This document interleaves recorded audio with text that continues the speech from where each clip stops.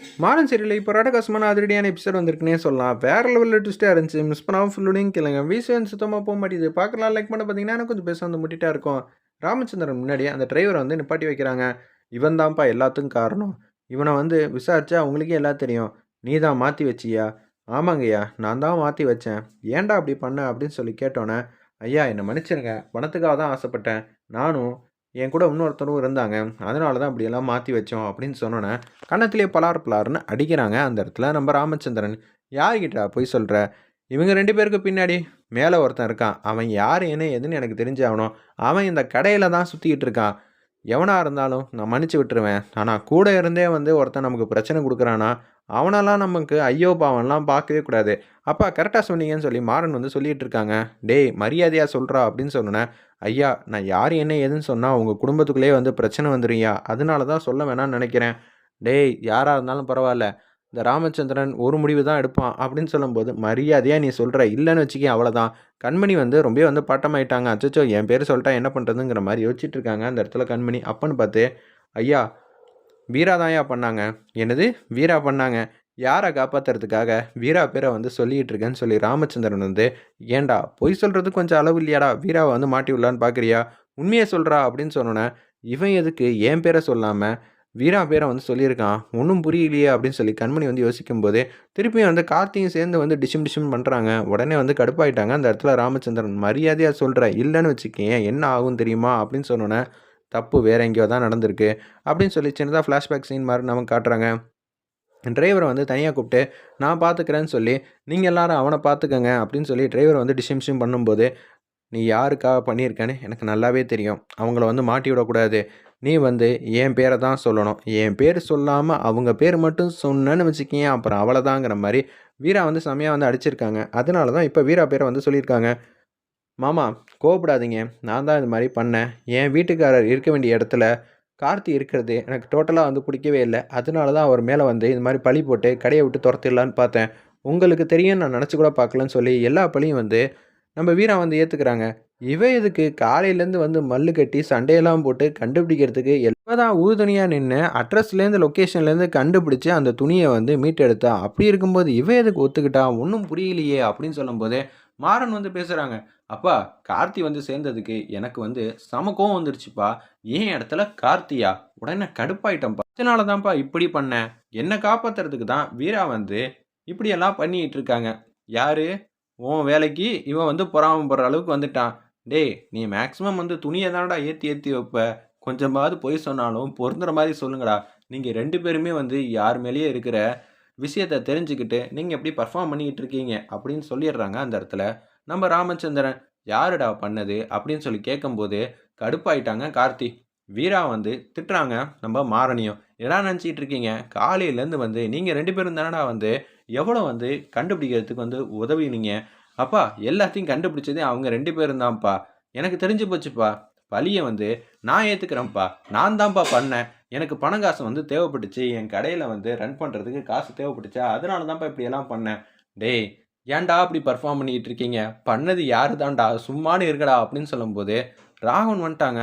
அப்பா மன்னிச்சிருங்கப்பா. மாறனையும் இந்த பக்கம் கார்த்தியும் வந்து எனக்கு போட்டியா இருக்கிறது எனக்கு சுத்தமா பிடிக்கல. அதனால நான் தான்ப்பா இதெல்லாம் பண்ணேன்னு சொல்லி ராகவனும் உட்காந்து காமெடி பண்ணிட்டு இருக்காங்க. உடனே வந்து ராமச்சந்திரன் வந்து சிரிக்க ஆரம்பிச்சிடுறாங்க. டேய் முடியலடா சாமி! இப்படியெல்லாம் பண்ணிட்டு இருக்கீங்க. இவன அடிச்சு விசாரிச்சோன்னு வச்சுக்கயேன், அதுவும் அதிகாரிங்கள்ட்ட குடுத்து, நிச்சயம் எல்லா உண்மையும் 1/2 மணி நேரத்தில வந்து சொல்லிடுவான். இப்ப எனக்கு அது முக்கியமே இல்ல. மணி வந்து கேட்குறாங்க. ஐயா! அப்பன்னா என்ன பண்ணலாம்? இவனெல்லாம் போக விட்டுறலாம் அப்படியே அப்படின்னு சொன்னோனே, அப்படியே வந்து போக விட்டுறாங்க. நேத்து வரைக்கும் ரொம்பவே பாட்டமாயிட்டேன். எனக்கு அப்புறம் இந்த நிர்வாகம்லாம் எப்படி போப்போது? ஒத்துமையா வந்து நான் இருக்கும்போதே வந்து இவங்க இப்படி பண்ணிட்டு இருக்காங்களேன்னு நெனச்சேன். ஆனா, யாரையோ ஒருத்தர காப்பாத்துறதுக்காக வந்து நீங்க 3 பேரும் வந்து ஒத்துக்கிட்டீங்க பார்த்தீங்களா? நான் தான் செஞ்சேன், நான் தான் செஞ்சேன்னு. இந்த பெரிய மனசு யாருக்கு வரும்? எனக்கு தெரிஞ்சிருச்சு. எனக்கு அப்புறமும் வந்து இந்த கடைய வந்து ஓஹோன்னு வந்து கொண்டு போறீங்க.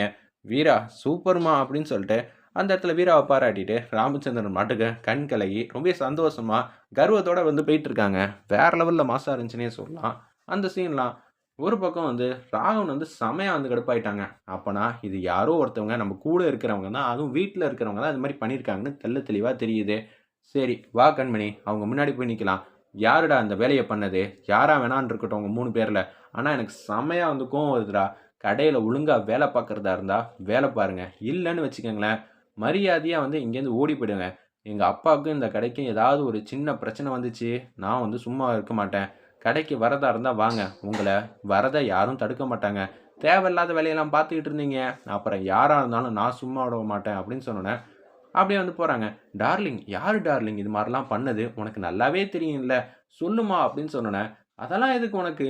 அப்புறம் எதுக்கு இவ்ளோ ஃபைட் சீனு எல்லாமே? கார்த்திகா வந்து நான் தான் பண்ணேன்னு ஆரம்பத்திலேயே சொல்லியிருந்தா காமெடியா முடிஞ்சிருக்குமே. எதுக்குடா இவ்ளோ பெரிய சீனுங்கிற" மாரி மாறன் வந்து அட்டகாசமா காமெடி பண்ணிட்டு இருக்காங்க. மொட்டை மாடில நின்னு கார்த்தி வந்து சந்தோஷமா சிரிச்சுக்கிட்டே இருக்காங்க. "ஏன்டா சிரிச்சுக்கிட்டே இருக்க? எப்போதும் நான் தான் ஹேப்பியா இருப்பேன். நீ என்னடா இவ்ளோ சந்தோஷமா இருக்க?" "ஆமான்டா. எனக்காக நீங்கலாம் நின்னது பிரச்சனை இல்லடா. ஆனா வீரா வந்து நின்னால்ல, அத பார்த்தாலே எனக்கு பூரிப்பா இருக்கு. கடைசி நேரத்தில வந்து அவ ஏன் பழியெல்லாம் ஏத்துக்கிட்டான்னு உனக்கு தெரியலல்ல. அவ எப்போதும் வந்து அதிசய பிறவிடா. அவ எந்த நேரத்தில என்ன முடிவெடுப்பான்னு நமக்கே தெரியாது. ஆனா இது எல்லாம் எனக்கு புதுசாலாம் இல்ல.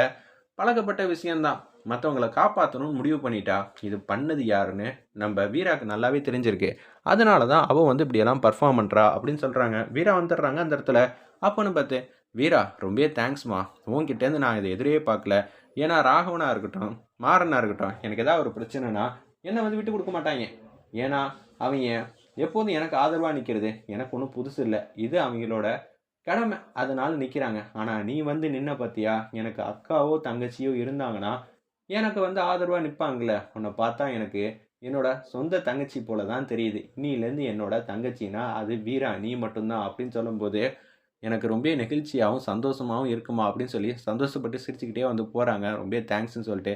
இதுல என்ன இருக்கு? இது என்னோட கடமை. கார்த்தி மட்டும் போறாங்க. ஏய்! எவ்வளோ பெரிய விஷயத்த வந்து ஈஸியா வந்து சமாளிச்சு, உனக்கு ஒரு அண்ணன வந்து தேடிக்கிட்ட. சூப்பர்ல அப்படின்னு சொல்லும்போது, வந்து காமெடியா வந்து பேசுறாங்க.